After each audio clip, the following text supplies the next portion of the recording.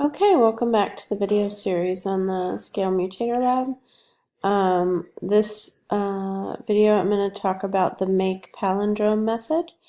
And so down in the code, we can see right here, here's a sample. So if the list that's passed to us has 4 elements, 1, 2, 3, 4, then we're supposed to create an array that then will have that 1, 2, 3, 4, and then it kind of does a reverse of 3, 2, 1 after.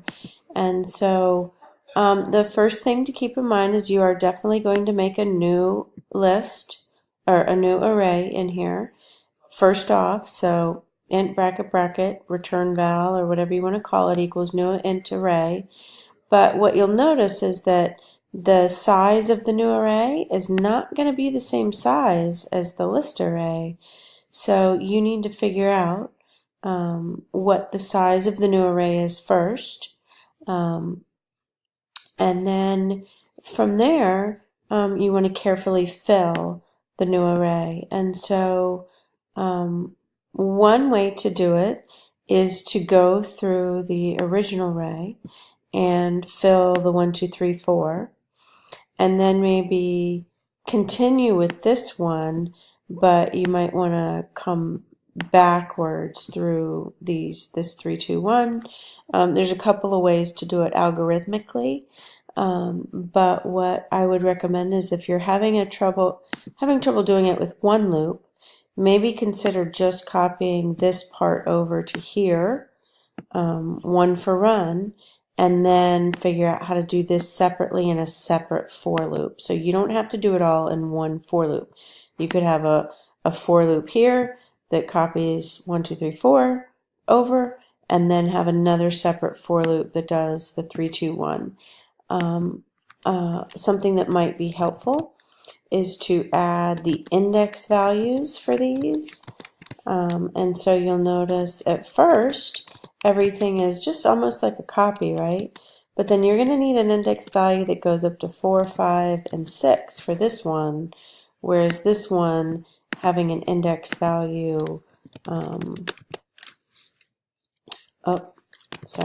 having an index value of 4, 5, or 6 for this array right here would be out of bounds, because it only has index values of 0, 1, 2, 3. So you have to be really careful with the 2 index values, but again, make your new array, base it on the length of this list. You can do some math on it. It's not going to be the exact size, and then carefully load the values in and return the new array. You don't want to return the old array.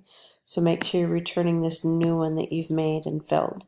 Don't forget about the debugger that you have that you can use. That can be helpful to see the values getting loaded. I showed that in the last video on the array methods series. I showed that in the last video. So just to remind you what this will look like, I'm going to end this and rerun it. So when you select the palindrome option, the thing to realize is that, so here's the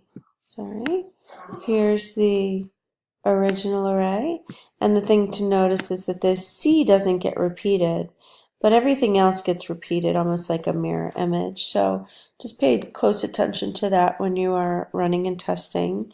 I can even do another palindrome on this, and we'll see that this C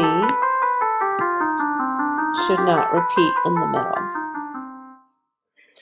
So there you see that one C, and then it goes back to D, and it goes back down. So